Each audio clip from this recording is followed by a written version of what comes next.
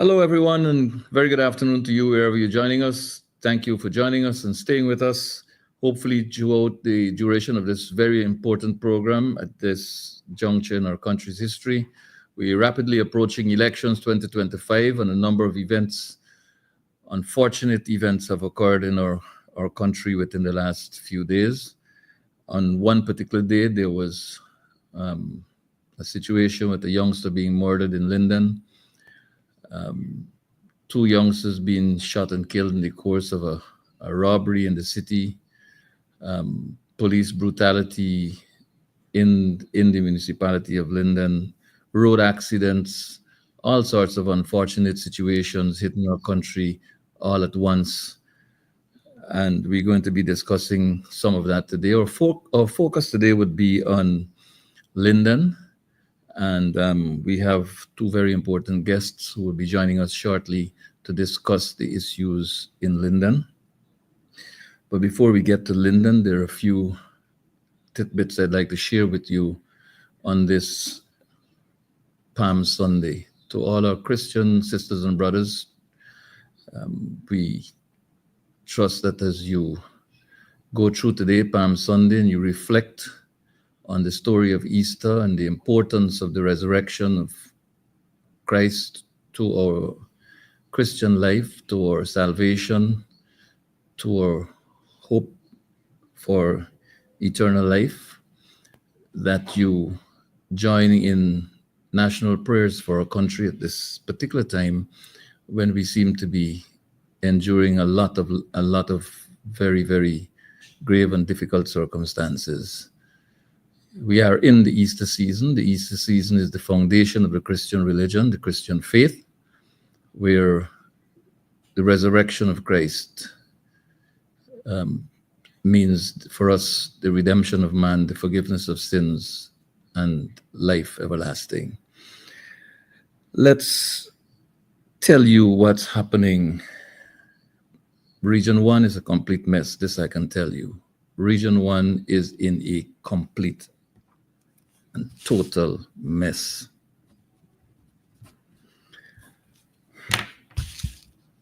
Ministry of Local Government, Ministry of Amerindian Affairs, you need to get a task force out there and do some investigations. We're receiving information to the effect that assets for CDCs are now bought in the names of the holders of the office of chair of those CDCs. These are allegations, these are reports, these are rumors.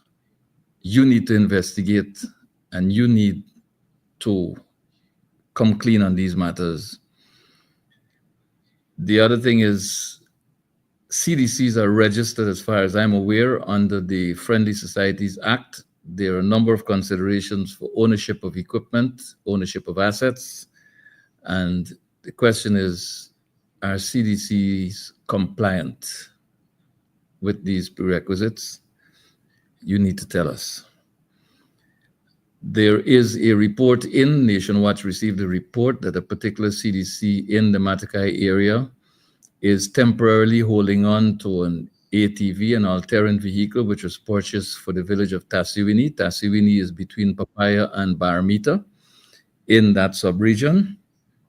We are told that there is no one who is licensed to drive the ATV in Tasiwini, consequent upon which the relative of a senior member of that CDC that's holding it is using it for mining purposes. So the village is suffering while someone's private enterprise is thriving. Life in Region 1. It gets worse though in Region 1. The police recently arrested some men. 4 of them, I believe, are Waros, Guyanese Waros from Imbatiro, on allegations of drug possession, large quantity of drugs. The reports that Nation Watch received are that these people are crab catchers. That's their livelihood. They depend on catching crabs and fish. They make a living off that. The report we got suggests that they were in a certain place on the beach when they stumbled upon articles that aroused their interest and their curiosity, and they, in fact, decided to pick up the articles. Whether they knew what it was or not is not something that we are aware of at the moment. But we understand that some person or persons got the police involved, and the police visited Imbotero, a very quiet community on the border with Venezuela, and brutalized the Waraos who lived there. We understand that people were beaten, children were thrown around the place, food was destroyed, property was destroyed. This is the report we received, and we urge the police to conduct a proper investigation. The police in Region 1 seem to be on rogue parade, it seems. So it appears as though what was reported as an intelligence-led operation was really a vindictive operation on behalf of someone or some group of persons whose back the police seem to have. So they allegedly went into the village of Imbotero and brutalized the people. We call on the Office of the President, and we call on the Office of Professional Responsibility.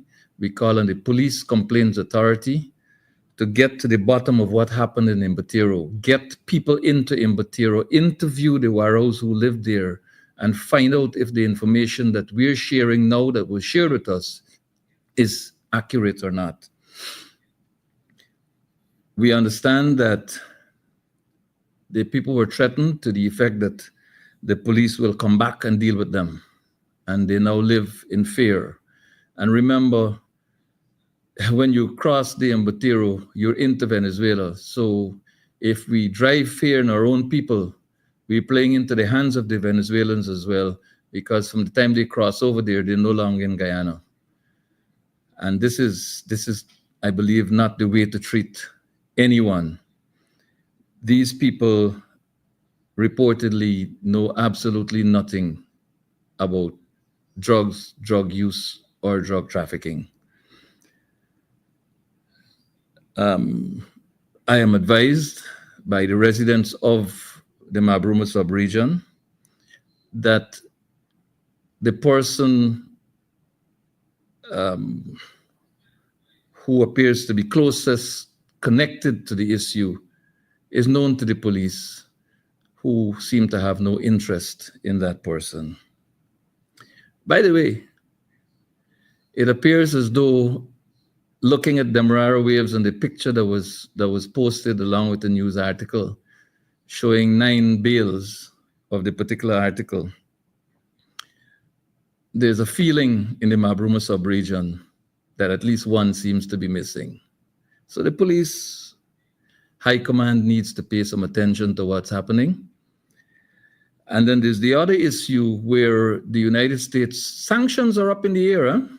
People are talking all sorts of things about sanctions, and that if you associate with sanctioned persons, there are consequences. Well, I know that the US has placed sanctions against Venezuela, particularly when it comes to dealing with oil and trading in oil.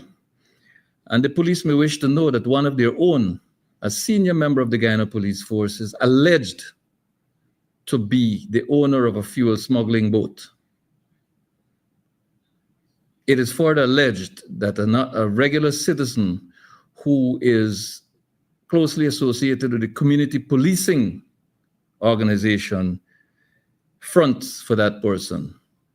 These are all allegations which the police need to investigate, and need to investigate urgently, because if it turns out to be true, and a member of the disciplined forces is in fact dealing in trading in fuel illegally in this country, and fuel emanating from Venezuela, originating from Venezuela, there could be consequences beyond the individual, in my humble view.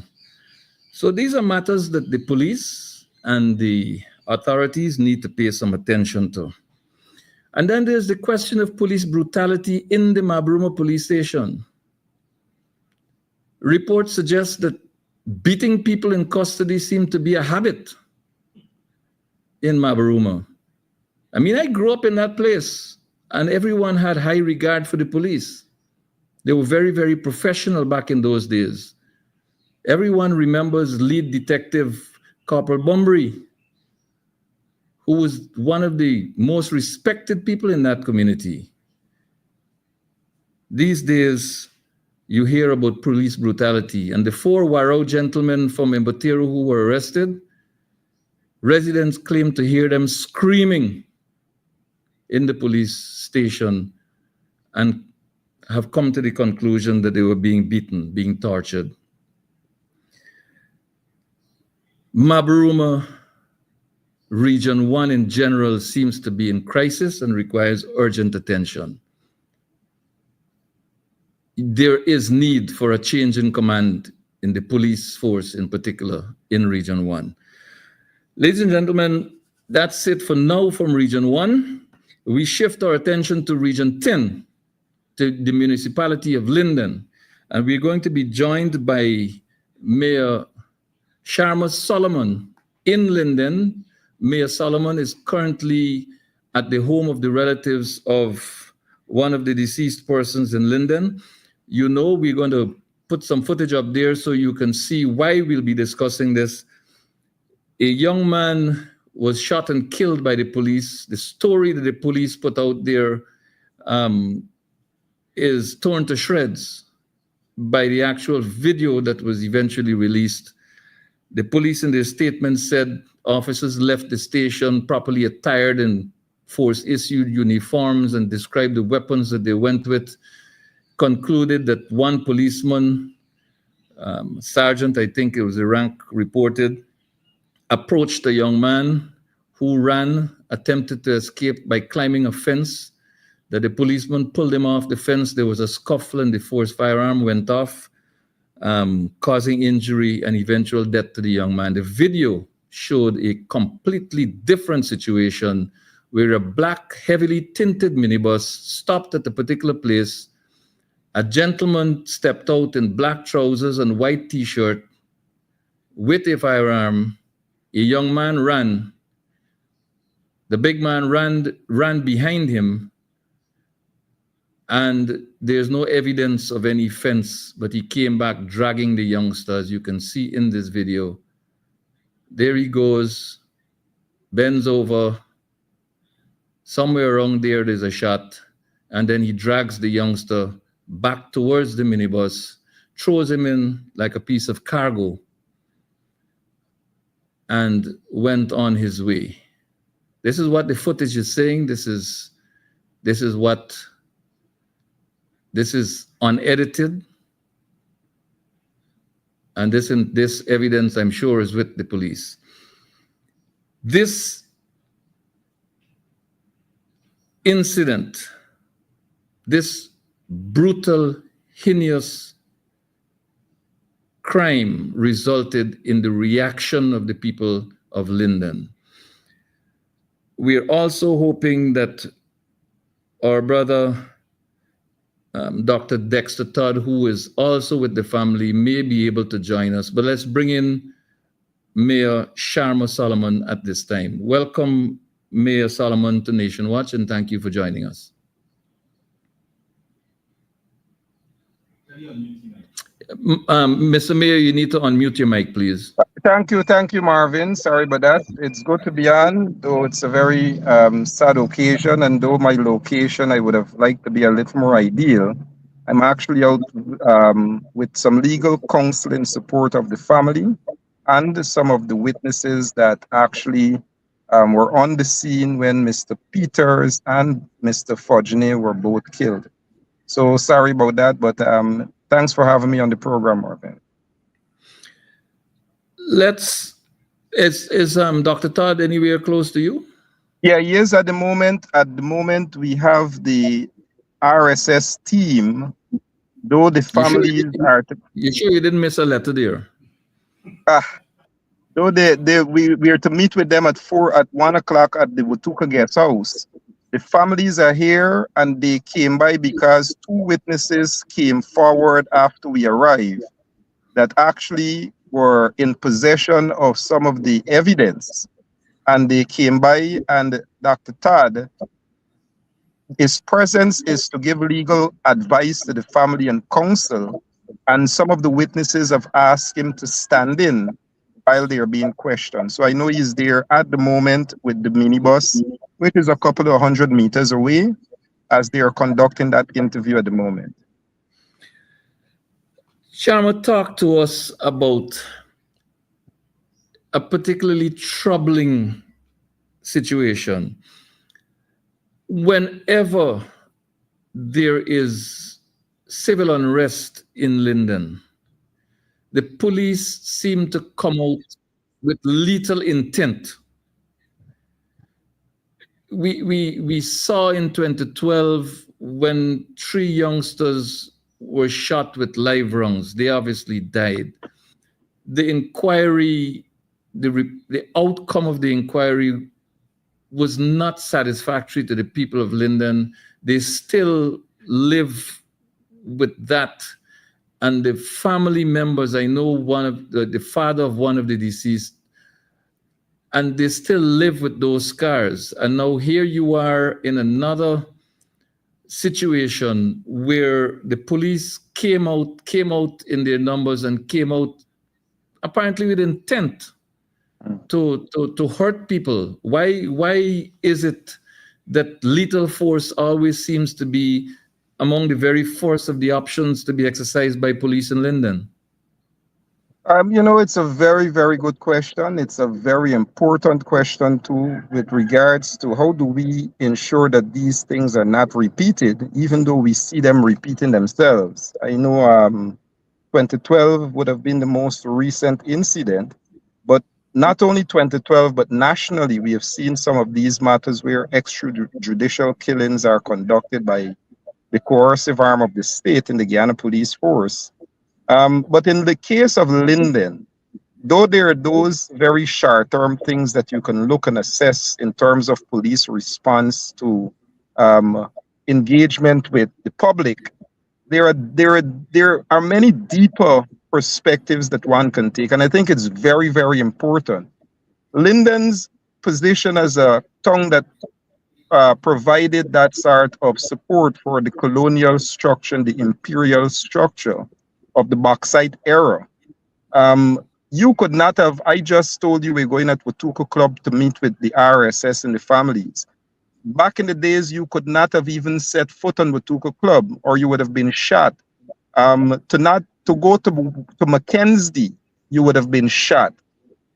Those type of impressions and culture of dealing with the public are there in terms of how the culture of this community have been constructed. Outside of the colonial times, this is also a very industrial town of union and union uprising, coming into the era of nationalization.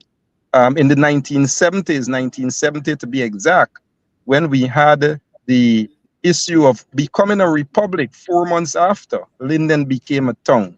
So outside of that colonial impression past, the self-determined spirit within this community of persons finding wherever they feel aggrieved the means to stand up and to determine the course of action in line with their constitutional obligation and what is their fundamental human rights have always been impressions. And we can take that further to even those union strikes. When we had those wildcat strikes coming out of the bauxite days, those strikes were not easily put down also. So in Linden, people are aware and accustomed that comes with the quest for finding a better way to live, to appeal for their rights to be respected, have always been met with that sort of engagement from the authorities, from the state, from the coercive arm, which is the Guyana Police Force. And where Linden's position is that makes these things very relevant, and this is very important, is as an extractive community, the construct of Linden by those in authority, it is only for the resources to be protected, and the people come second. So if the people do interfere in any way with what becomes a national interest of resources, that application of force that is uh, that is culturally accustomed in the tongue is then applied. So we come to what occurred first with Mr. Peters. Most unfortunate. A young man, 21-year-old, with a 1-year-old, 3-month-old baby girl, who was with friends, and you just showed the video, was gunned down by a sergeant of the Guyana Police Force in unidentified uniform, unidentified vehicle, and also an unarmed young man. And when the release of the statement came out, it angered person to know two things. A young man was gunned down and treated in such a manner. And here comes where people wanted answers and wanted to know what occurred. And then a statement inflammatory to misrepresent what people saw. And what people saw was a crime. So those sort of behavior inflamed those youths into the period of having the unanswered position of justice and the inflammatory position of misrepresenting the facts of what people saw. And a protest action ensued. The second young man, because the protest action threatened, and we're coming to the culture and the history, those infrastructure and the means by which the state recognized this community has been constructed for, which is extraction, those infrastructure became threatened. The first sign of putting down any such resistance, as we would have seen from the colonial past, as we saw from the era of nationalization, and more so with the behavior of the unions taking on a certain approach, those sort of things have led to the behavior we saw with Mr. Fodgene being shot. So think about it. Here is a protest action, and the first rule of engagement that the police took after Mr. Peters was killed by the officer Kendall was to approach this crowd, not with proper SOPs, but to shoot and kill Mr. Fodgene with a live round. That is in itself a demonstration of why Linden, from the history to even the current situation that we saw, would have seen a second death in Mr. Fodgene as a means to crowd control in terms of how the state see that. But Sharma, look, this second killing appears to have been absolutely no accident whatsoever. This man was shot in the head. This doesn't appear to be a case of arbitrarily shooting into a crowd. Here's a young man, works at a hospital, on his way home from the city, having nothing to do with this protest operation, making his way to his home to make sure his mother is okay, and gets a bullet in the head for it. Is it because of the way he appeared, the way he looked, that he was picked out as a target? Clearly, this was not an intent to shoot and disable someone. The bullet would have been a foot off the ground or a foot and a half above road level, but this is a shot to the head. And you had mentioned in another place that the two shooters in this particular scenario were there in 2012, and upon their return became involved in this heinous operation. Talk to us a little bit about that. Well, we've lost the mayor for a short bit, but we'll continue our conversation in a moment. And here's a question I'd like to pose to the general public.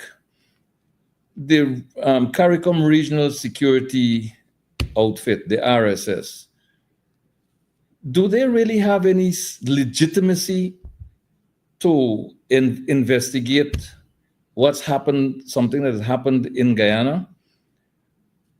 Is it fair and reasonable for the police to investigate itself? Look, the Office of Professional Responsibility of the Guyana Police Force is staffed by former police officers.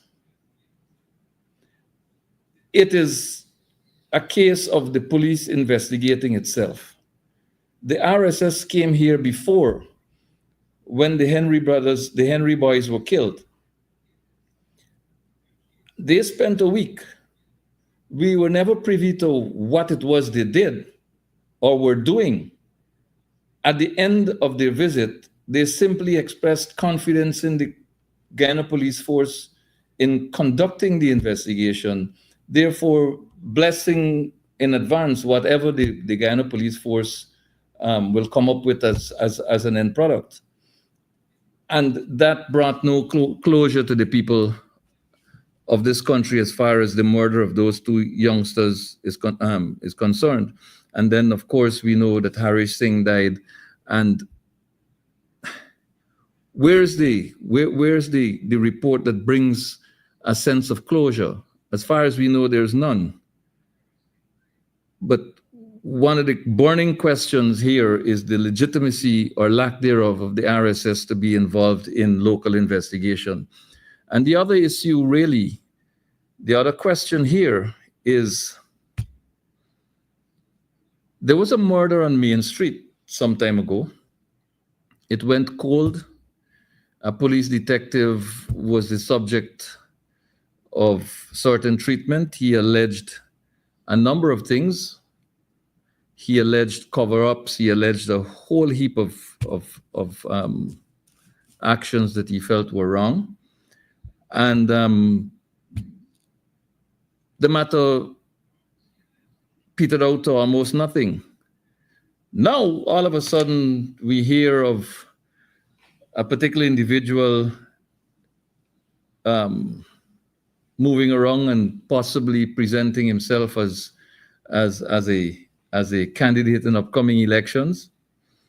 And all of a sudden, we hear that those investigations have been reopened and that those investigations are in fact being conducted by the FBI.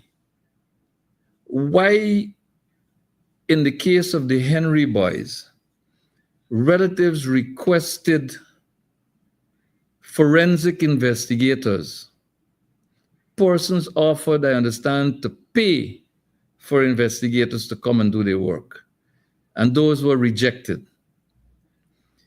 This country was completely in the dark with respect to this Main Street murder. Everyone thought it was a cold case, it has died somehow. But all of a sudden, a few hours ago, we heard that the FBI are investigating and that Guyana has provided the FBI with some evidence or the other in the particular case, and that persons will soon be questioned with respect to the alleged murder and so on. Why, in the circumstances of Linden, for example, could we not have engaged the FBI? In 2012, we lost 3 young lives. There was never closure. A few days ago, we lost 2 additional lives. And we're talking about the RSS that, in the first place, failed us by blessing the Guyana Police Force and their investigations, which yielded absolutely nothing. I see Mayor Sharma Solomon is back with us. Anything to report on the ground developments there at the moment, Mr. Mayor? Yeah, well, the thing is, they've just left to go to the actual location where Mr. Peters was shot. And just I'm now back joining the program, and I know the last thing I heard you talk was confidence in the RSS. What we have found out is that many of the witnesses are hesitant to speak until they have some type of legal understanding of what it is they're saying. That is the level of trust and confidence that people have within these type of investigations. So while we were on the corner to speak, and we brought Mr. Dr. Todd up to the community as part of our concern and interest to ensure that we seek justice for these families, so that the community too could understand what is happening at the same time and understand exactly how transparent and accountable the investigation is. So while Dr. Todd is in Linden to speak with the families for a 1 o'clock meeting at the Watuka Club with the RSS, many of the witnesses felt comfortable. Many of them to come forward. We just started seeing a few persons. And while they were here, the RSS team came by to do a few interviews with them, and that is how Dr. Todd is now involved in participating in that sort of witness statement collection. And even as they are now going with some of the witnesses to the location. So today in itself is one where we see not only the confidence of the RSS, but where we see the need for support and intervention so that people can rest assured some level of justice is being pursued with some level of fair understanding of where the legal direction of this case will go. Look, Sharma, we had an incident in Bad Settlement where people brutalized the police officer, left him for dead. We had situations where people were running, police officers in uniform were running for their very lives in Bath. In Linden, we have police using lethal force. And in Berbice, we had police running to avoid using lethal force. We know that Linden in the colonial days was a hotbed for apartheid, where if you weren't white, you couldn't go to Watuka and these different things. We know that. But are we still in a colonial mindset where the local police must go after people in the manner in which they went after them in Linden? And why is it the police as an organization doesn't appear to see the need to treat people in Bad Settlement in the same way as they treat Linden? I think, we are dealing with a government, Mervyn, that would have accepted and appreciated those structures and embraced them quite well. Those colonial structures, those imperialistic structures. And I'll come to a few areas to demonstrate just what I mean by that. That in Linden, there is a community that many times you see in the race context as a Afro-dominated community one. And in the political context, a community that supports the opposition in many regards. So that in itself carries a different application when you see the way the PPP would have used the police force over the years to police this country. And I'll come to that now, that when we see the application of policing all the time, when we see, and I'm outdoors, so sorry about that. So when we see the application of policing with reference to the use by the People's Progressive Party, it is one where it is in their interest. It is based on their wishes. And I come now to those recommendations and report and why we cannot see a professional police force. Because from the beginning and the very top, the police in itself as a structure is very politicized. And I think the PPP is very comfortable as a party to first embrace the force historically what it was built for, which is to put down repression and to maintain the management of the state, and not necessarily to serve and protect the interests of the people. That was accepted, embraced, packaged, and what we see perpetrating. And secondly, as that perpetration unfolds, those elements such as politicizing of the police force, such as the deprofessionalization of the police force, becomes very, very evident and relevant as you see them execute on behalf of the state with regards to whether you see protesters are protesting, then if they believe those protesters threaten infrastructure, then it's a shoot to kill policy. So how do you get police to shoot to kill? Then you cannot have professional police who understands the SOPs and rules of engagement that will take such orders. And we saw that in the Commission of Inquiry coming out in the 2012 case, when then Commander Hickins was taking direct instructions from the Minister of Home Affairs rather than the police commissioner, then Leron Brummel. So those type of things still persist and prevail. And we saw even recently with reference to the structure itself of the Guyana Police Force and the sort of confidence the public have within the ability to trust the hierarchy of the police force, not because of our own distrust, but because of the many cases we see appearing before the courts on behalf of many of the senior officers and many of the allegations being made. So those are the things in themselves lend to a police institution that doesn't conduct professional policing, that is welcomed by a government that accepts the way that they would want to see the state police, and at the same time, do not imply those rules and recommendations that are there to improve the police force. So 18th of July may have provided several dozen recommendations. The UK government would have provided several such recommendations, and to date, with this new government going 5 years in, not a single recommendation would have been adopted. We saw in the coalition government some efforts, some attempts, when it was decentralizing police force to ensure we move from divisional to regional, ensuring we look at the structure and the command level. Those things we have not seen one single application with the return of this government. Sharma, look, I have some fundamental difficulties with the way things happen in this country. The sitting president of this country was captured on live video leading thugs.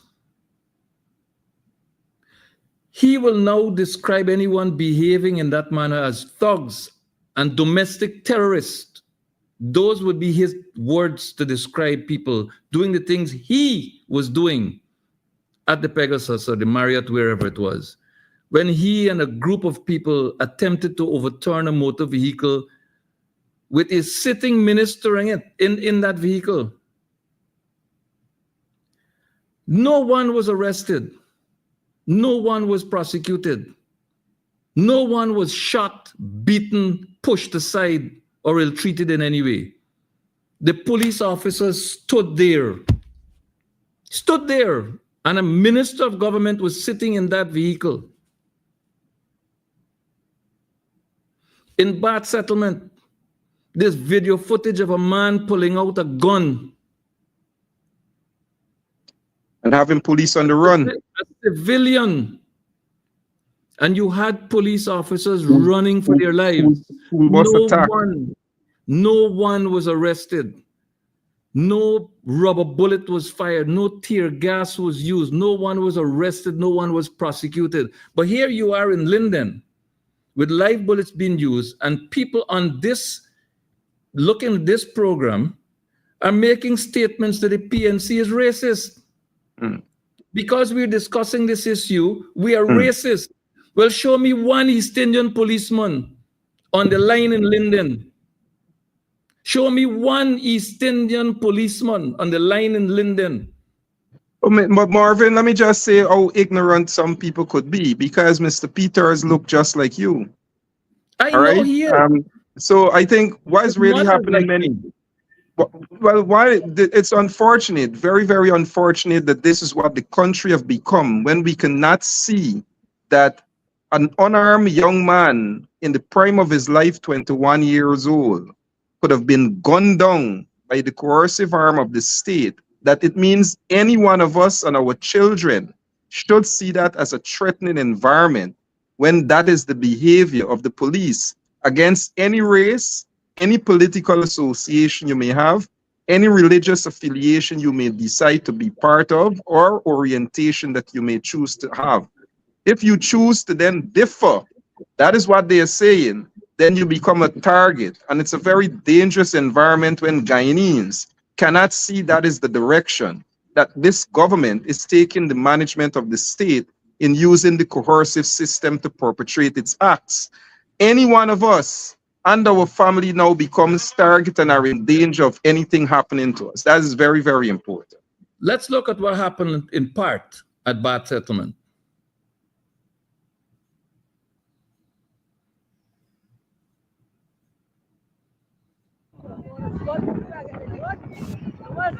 Hey, what's in there? What's in there? Yeah, you're right. You're right. Yeah, yeah.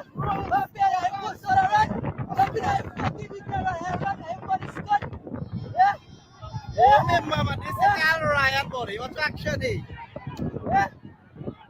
Yay! Cooperation to the highest. Oh, that's good. Oh, that's Cooperation to the highest. Lordy. Lordy, Scott, there you go. Lordy. Lordy.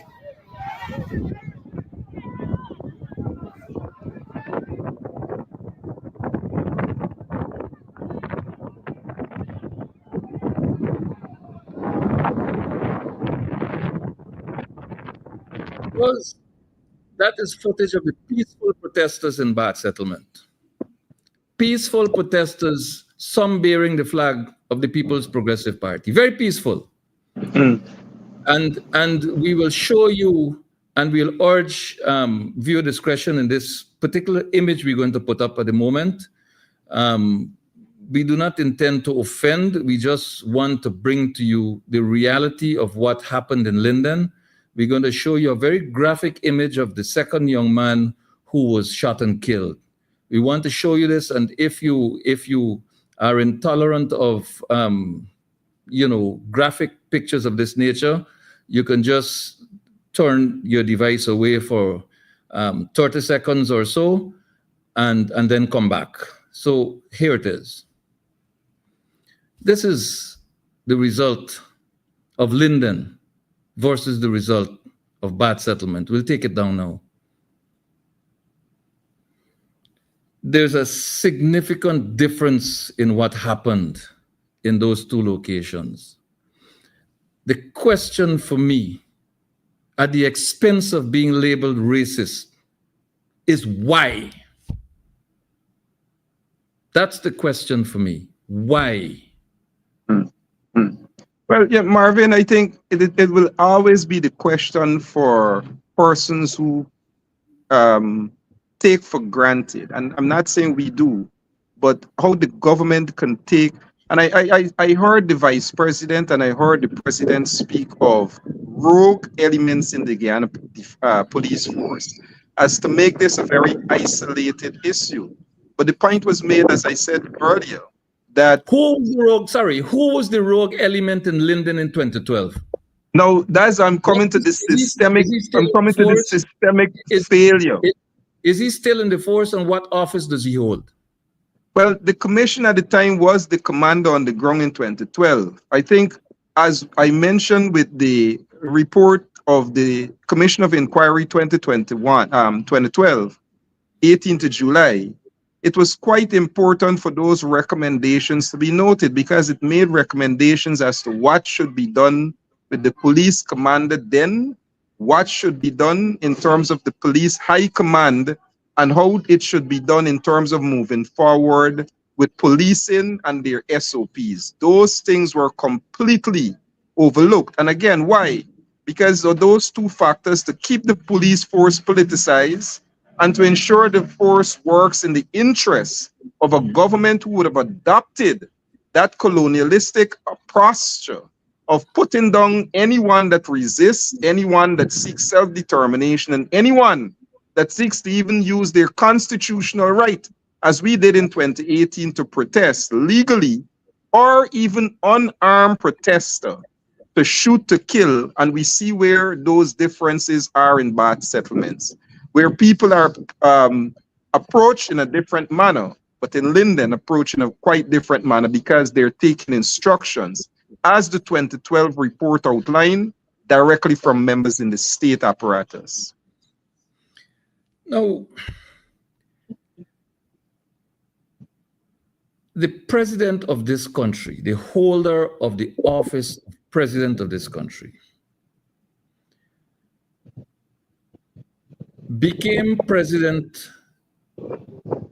at a time when there were 19 charges against him. Of course, the DPP did what the DPP had to do, and those disappeared.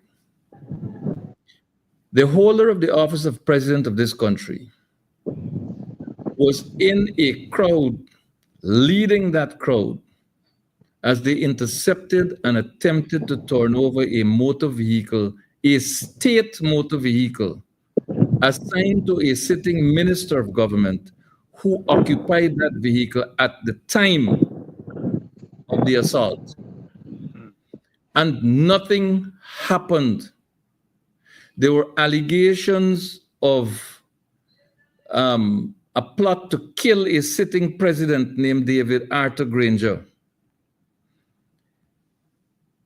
That situation just simply disappeared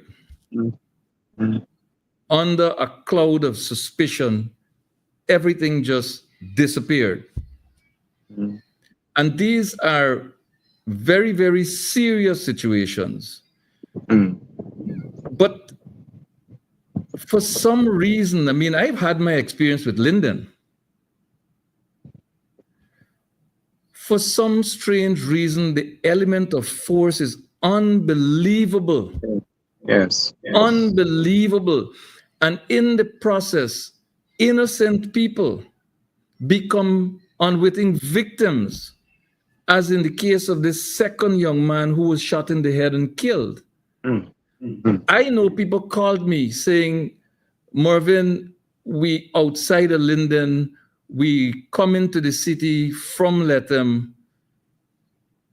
Can we get through? Is it possible? Can you talk to anybody and find out what the situation on the ground is? And my advice to them was to go back to Latham or go through Sharma and cross over to Bartica. Right? Because I didn't want anybody to become a victim. Certainly. Yeah, we are going to look at this video. Just a second, Mr. Mayor. We're going to look at this video. And you're going to see the man who's now president and a man who's now a minister involved in this kind of behavior. And now speak of being morally correct on a number of issues, including seeming to feel comfortable about discriminating against an educator, an artist in this country who is peerless in the particular area of his profession, and seeming to be proud to omit the opposition, the parliamentary opposition, from being involved in a national event, and then proud to say that he doesn't speak to the opposition. Look at this video, and this is where people get off.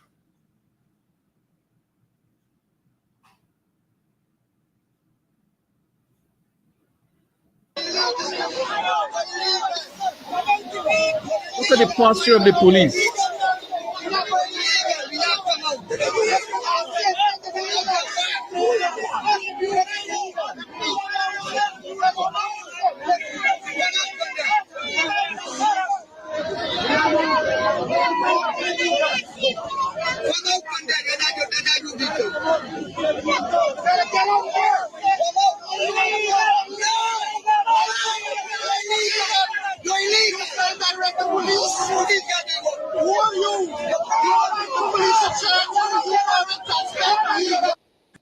No, let it play. We want to see the entire thing.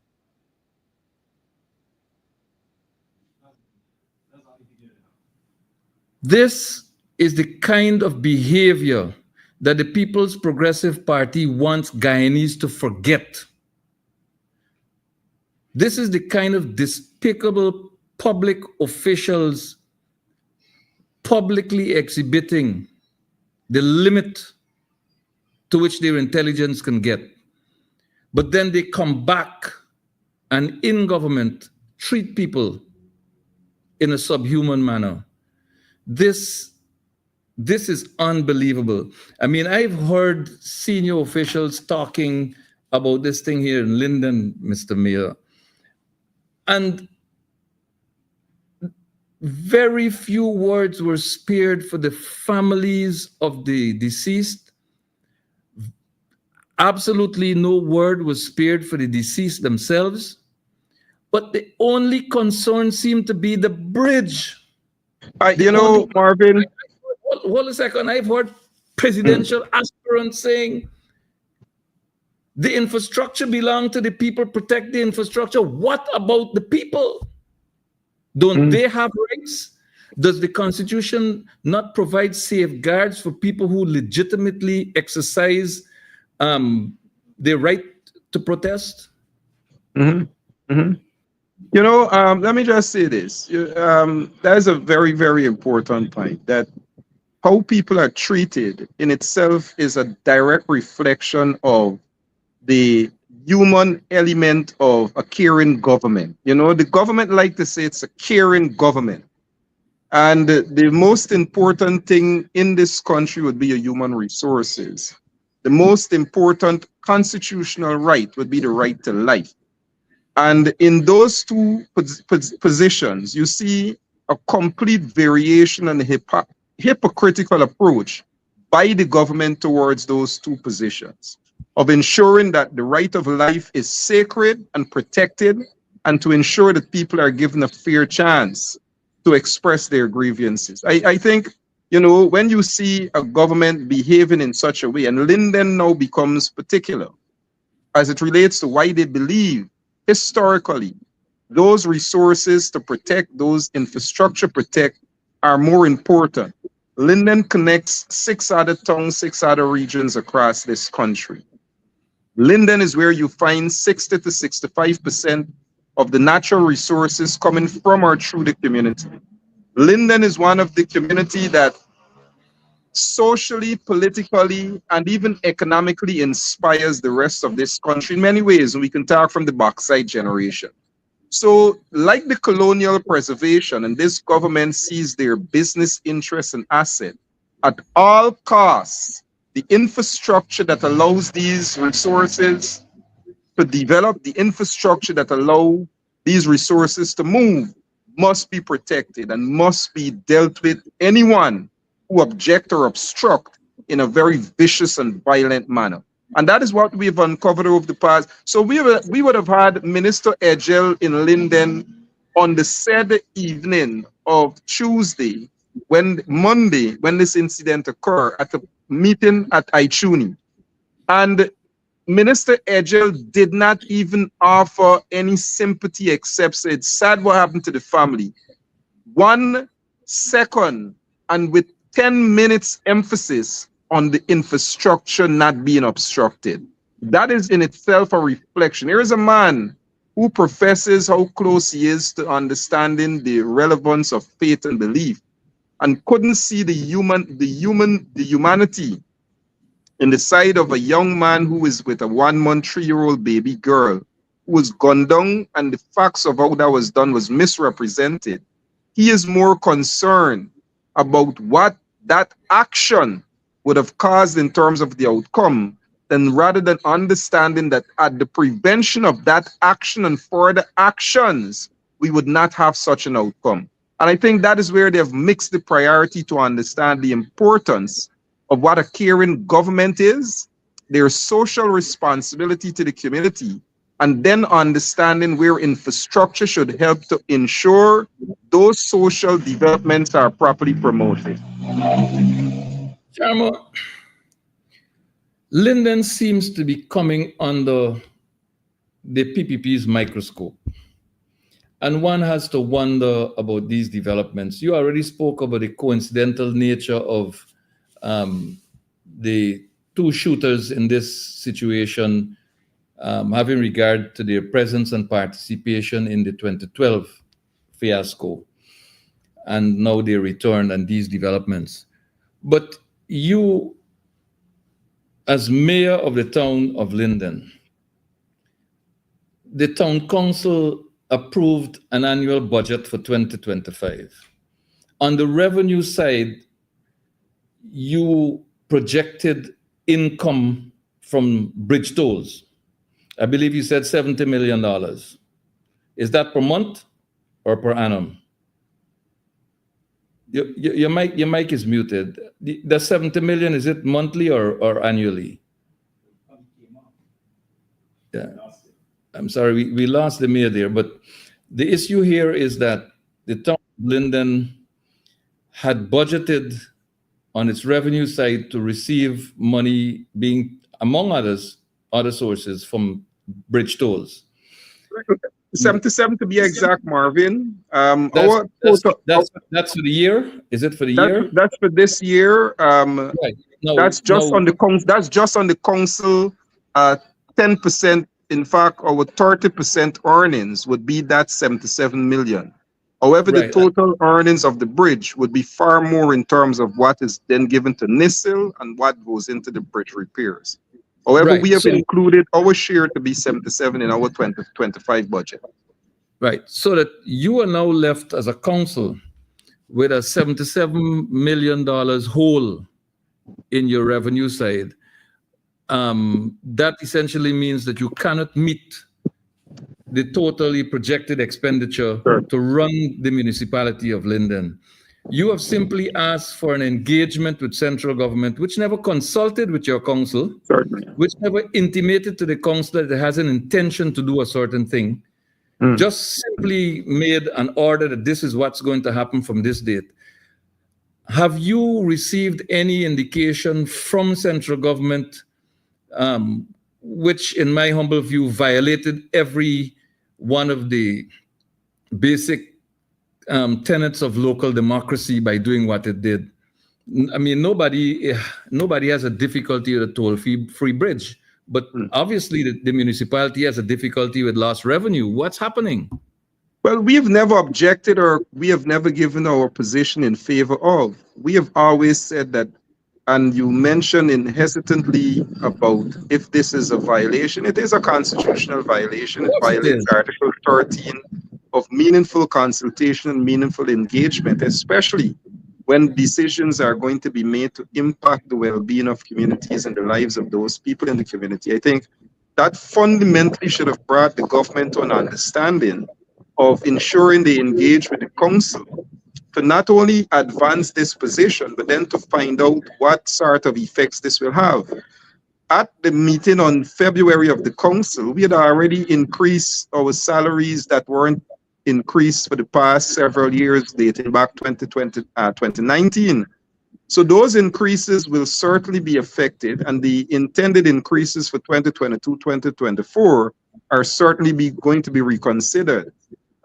So those are things that the government did not appreciate, even to the extent of what is the state of the council at 50% staff and still paying just above minimum wage, were some of the things that council did not consider, including how do we ensure we deal with the shortfall of this revenue that the government is going to be removing, and where do we get this to be fulfilled from? Government have not considered that.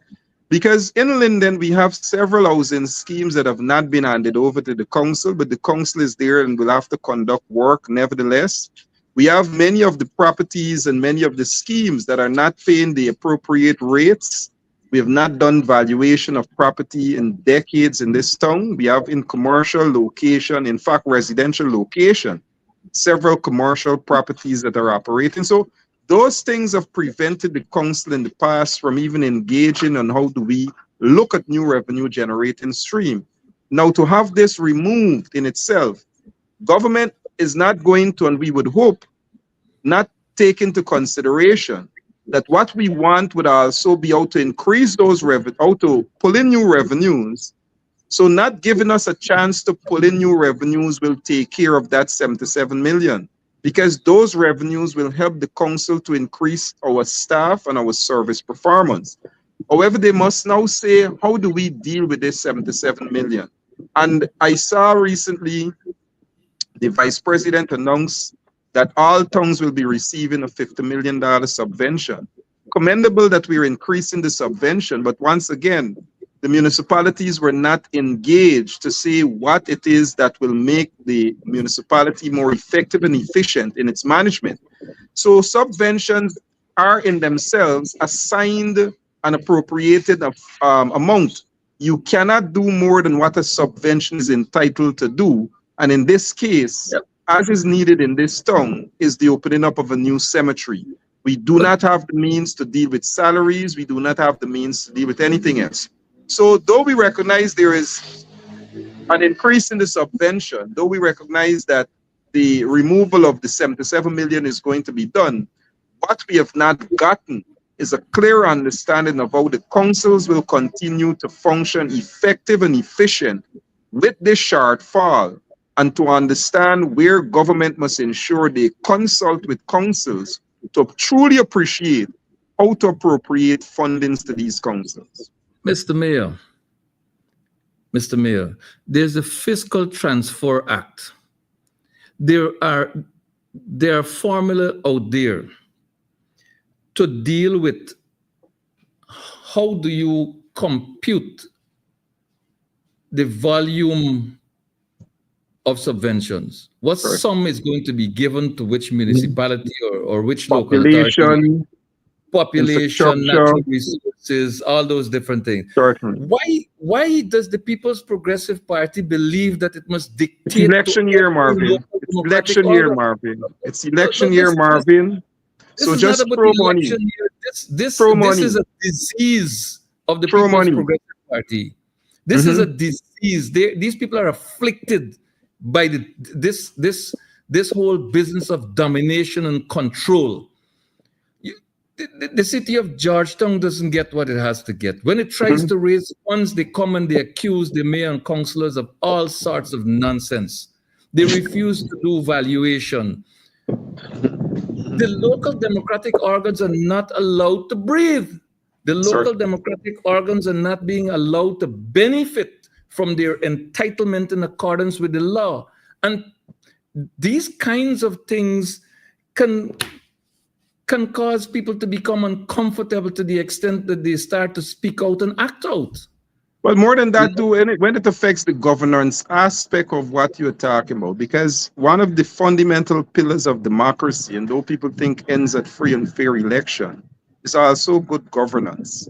So what we have is a fundamental breakdown in that very democratic approach to government, allowing the governance of the community to work. So when the governance of the community is not allowed to work and local leaders are not allowed to apply 28-1 to better the lives of citizens, and government believe that their intervention and their intervention only is what will work, in many times come into conflict with many of those desires that are being expressed by persons to their local leaders for their articulation. We can take places like the Mackenzie Sports Club, where persons had resisted only because of the way it was done. We can take even the bridge as you're speaking. There is no objection or ever major concerns because of how it was done. So those are the things based on the behavior of government not understanding good governance and governance brings into conflict when the reality of the desires are on the ground for what people believe will benefit and improve their lives. And government runs contradictory to that with bringing their own plan and agenda. And again, it goes right back to planning, Marvin. This is a government that is poor in terms of planning and execution in many ways. And we can see that whether it's in the infrastructure or social programs or so many things across this country. And that is the fundamental problem. No planning, poor planning, with the expectation that in this election year, we will throw money and get results. Well, it's a pity that all the guardrails of local democracy, the formal intent in the framers of the local democratic governance structure are all being disregarded and trampled upon, and the constitutional provisions which form the foundation for local governance and the local government structure in this country are all being trampled upon. Which goes far back to self-determination, true? Yeah, so all of these things are happening, and the People's Progressive Party expects citizens of this country to sit silently and allow themselves to be treated in this manner, and expect that, you know, people are either unaware of their rights or don't care about whether their rights are upheld. Well, I care. You care. The People's National Congress Reform cares. The Partnership for National Unity cares. And we care too because there's a fire that is raging in Linden. And I mean, I know about sawmills. I don't pretend to. I know about sawmill and sawmill waste. And I know that is likely to burn for another week or two. Certainly. Going to be very much prevalent. I haven't been there, but I've seen some video footage, and I understand that is going to be burning for a very long time. They need to dig trenches right around the area and saturate those trenches with water and so on. But here's the trouble. There are people, Mr. Mayor, living close by. There's one report I received of a 75-year-old woman who lives nearby, and the smoke is causing her some Yes, serious health challenges. I got that message this morning. And again, a disaster preparedness effort. The region is with a disaster preparedness committee, and that committee almost immediately signaled the need for help and intervention. It took government with ministers on the ground.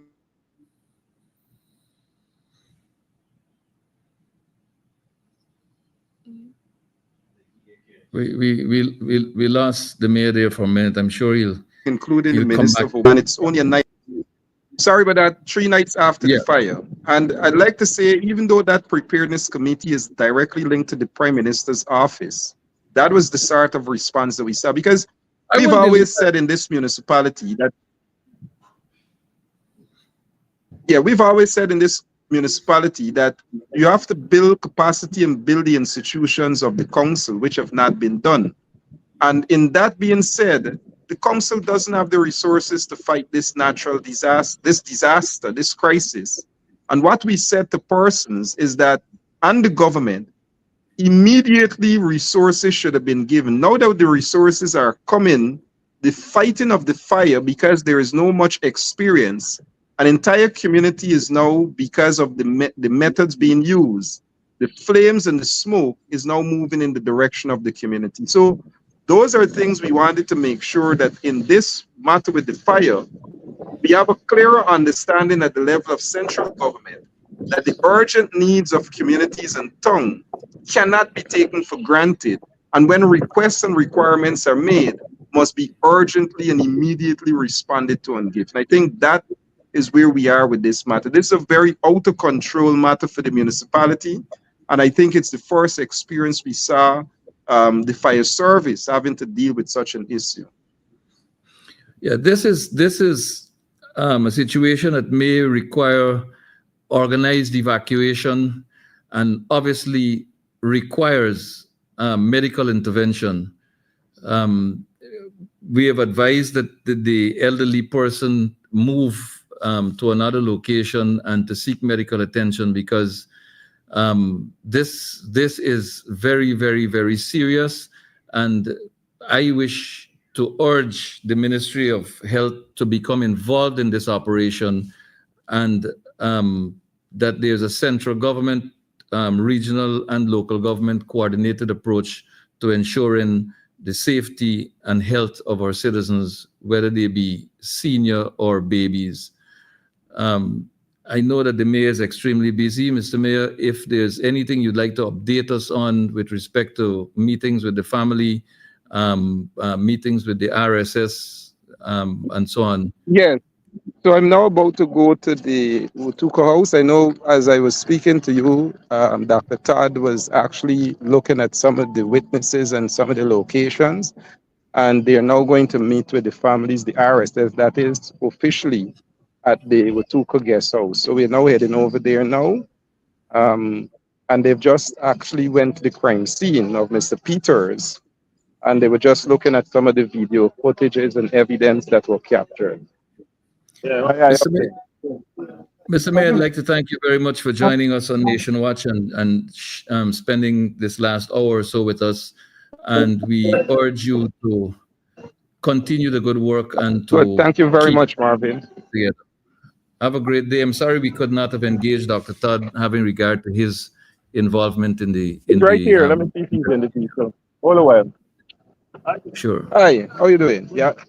I know Marvin trying to get a quick word with you, so maybe you can just have him say something.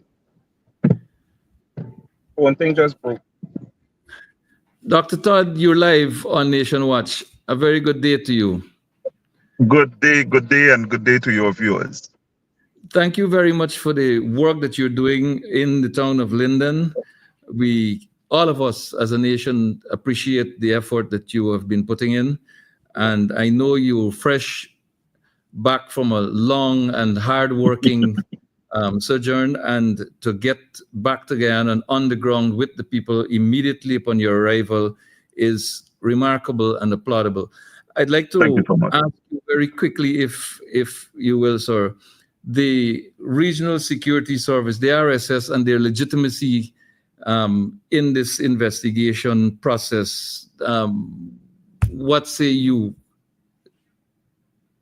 Do they have the legitimacy to participate at the level of which they are participating at the moment? Well, I have met with all the members who came. They are basically supervisors here, and they are basically supervising the investigations. They are still the police investigators who are on the ground, and who are the ones who are dealing with the gathering of or the discovery of exhibits and so forth. So it's a situation where I believe that you have a situation arising here where there is very little trust for the Guyana Police Force, and the confidence level is not there that the police are going to do an impartial investigation. And I believe so. The RSS is not investigating. They wouldn't have the powers to investigate the matter per se. But I believe what they are doing is basically acting in that role together with OPR as supervisors to somehow give some form of assurance that the process will be one that is fair, and that justice will be had at the end of the day. Dr. Guyana's experience with the RSS in the investigation into the Henry Boys murder, I do not think left a good taste in the mouth of the Guyanese people who were then and even now still pursuing justice in that particular matter. In those circumstances, the government of Guyana has spoken to the independence of this investigation, referencing the RSS in this investigation, suggesting that that's the source of independence and that's the source of investigation. Is there much to look forward to with the RSS involvement, having regard to Guyana's previous experience with that organization? I will say from my knowledge and training in both forensic investigation, as well as crime, which covers crime scene investigations, enforcement, and the list goes on. There is very little, whether one wants to have little or no confidence in the RSS. There's very little or nothing that the RSS can do in this investigation in terms of attempting to cover up. The evidence in this matter is overwhelming. All right? And so even if the police were the ones to conduct this investigation by themselves, they themselves can do nothing more but recommend charges. It's clearly a situation where it's clear cut. The eyewitnesses are there. There is video evidence, and all these things are direct, so to speak, which clearly showed what happened. And so there is very little they can do to maneuver this investigation in a way in which they can somehow tamper with this case. It's I don't believe it's possible. It's not possible in this one. It's glaring what happened, and the protocol is adopted on both instances. Were clearly wrong. Were clearly wrong.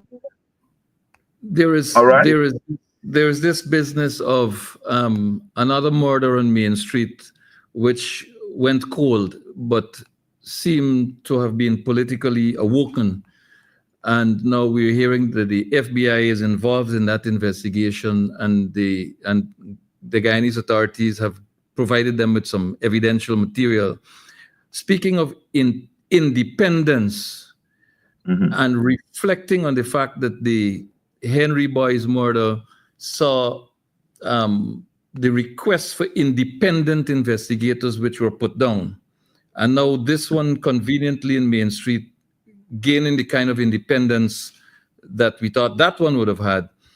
Do you get a sense that maybe independence at the level of an FBI investigation, the conduct of the police in Linden, not just isolated to this incident, but going back to 2012, would be appropriate in the circumstances? I would, let me say this. There are a lot, to my mind, great number of murders and instances in Guyana, which will require some form of revisiting. I have said it repeatedly. There seems to be a lack of proper and thorough police investigations in a lot of these matters. And I believe if the courts, some of those matters which are appearing before the courts, judges and magistrates were to be even more stern on the chain of custody in relations to evidence, etc. I believe the police will not be able, the state will not be able to win a case. And you know, when you know for sure that we are behind on a lot of things in Guyana, when you travel and you appear in courts in other jurisdictions, and then you recognize that some of the things we are allowing to pass will not pass in another court in other jurisdictions. So we have a lot to do, and so I will not be one to say that a lot of these things ought not to be revisited. It ought to be revisited, because I believe that the capacity of our investigators are not where it ought to be. And therefore, in order for us to continue to see the level of justice that the state as well as citizens require, we have to get the help in order to bring it up to that stage. Thank you very much, Dr. Todd. Sure. I've gotten into your other busy schedule. I thank you for accommodating Nation Watch, and I thank you for joining us. Thank you so much. I am do have a very good day. I trust. Thank you so much. I trust that your work will bear much fruit in the town of Linden, in particular, in this case. Yes. I can say that the team, they're on the ground. There has been full cooperation between the potential witnesses and the investigators. The CID investigators are here. The members of the OPR are members of the RSS. And collaboratively, I think we're having a smooth afternoon, because I believe the potential witnesses feel a little more comfortable in relation to how they are to engage. And what we want is not only for the truth to be told as to what persons saw, but we want them to give the information in a manner in which they do not feel somehow intimidated. All right, because at the end of the day, we don't want a case to go before the court, and then you have a situation where you have a whole lot of persons who said, I saw things, I heard things, etc., but you never give that information to the police. The police, they're here, and so we have a very smooth interaction. I think this afternoon was very successful, because both the RSS members as well as the police on the ground are very pleased with the type of interaction. Very professional, very calm, and I believe it's going well so far. Well, thank you very much again, Dr. Todd. I'm happy to hear that the people in Linden are not being treated in the same manner as those in Mabaruma, who are allegedly being beaten and tortured routinely. Thank you very much, Dr. Todd. We will go now to a particular closing area here. I'd like to share another bit with our viewers in leaving. This again has to do with Region 1. I can't help but to report. I sat on this one for a long time.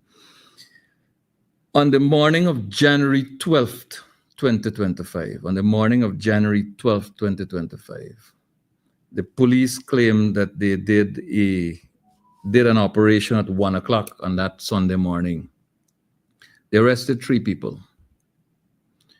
one of them in his mid-60s. And they held these people on allegations, I believe, of unlawful possession of marijuana and firearm or something of that nature. They kept these people all of Sunday at Port Kaituma, all of Monday, Tuesday, Wednesday, Thursday, 5 full days. And when a call was finally made to a senior police officer, the rank of deputy commissioner, a message was sent. Then on Friday, they charged these men and put them before the court.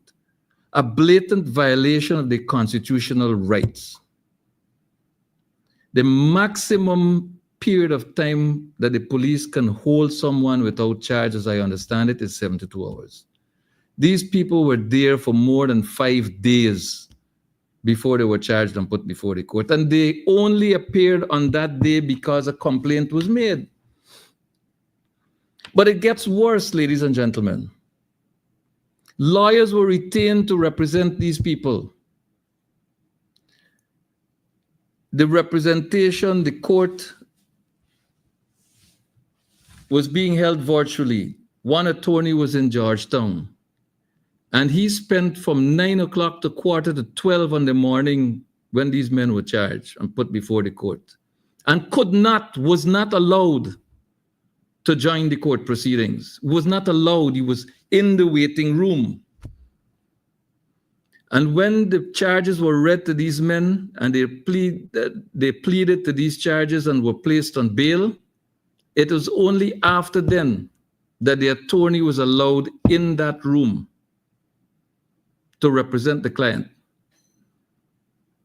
Only after the charges were read, the men entered the respective pleas and bail was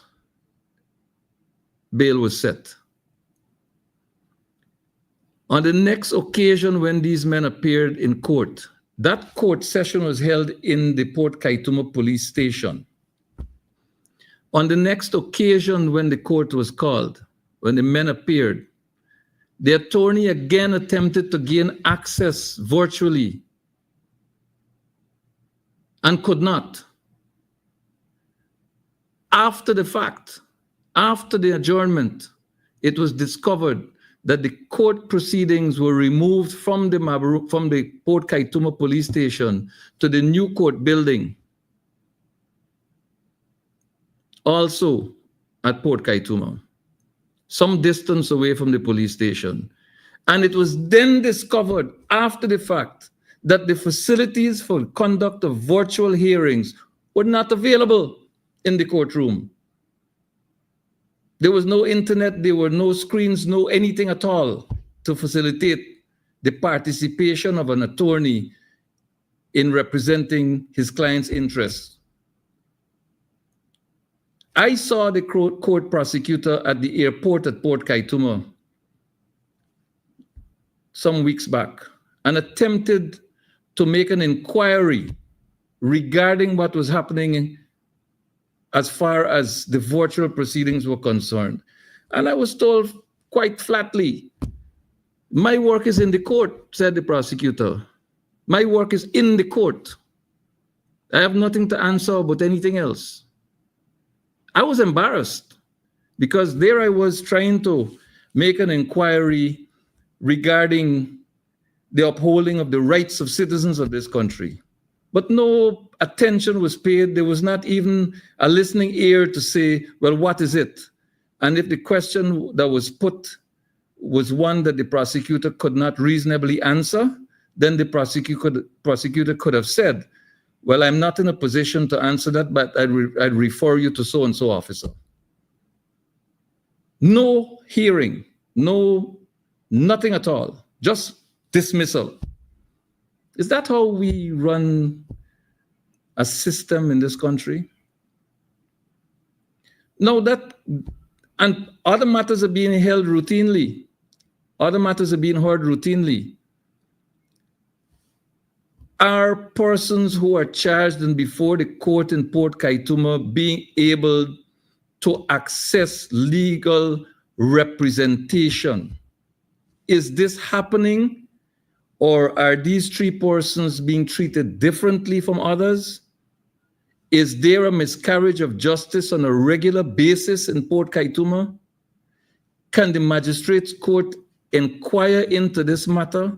Can the Guyana Police Force hierarchy inquire into this matter and ensure that people's rights are upheld and that people have access to legal representation unimpeded by arrogance, unimpeded by the absence of the basic infrastructure for ensuring that justice is obtained?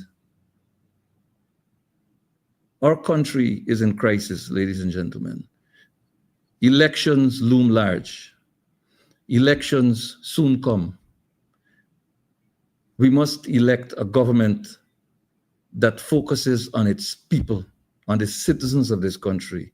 We must elect a government that puts people first. We must elect a government that puts people at the center of all of its developmental policies.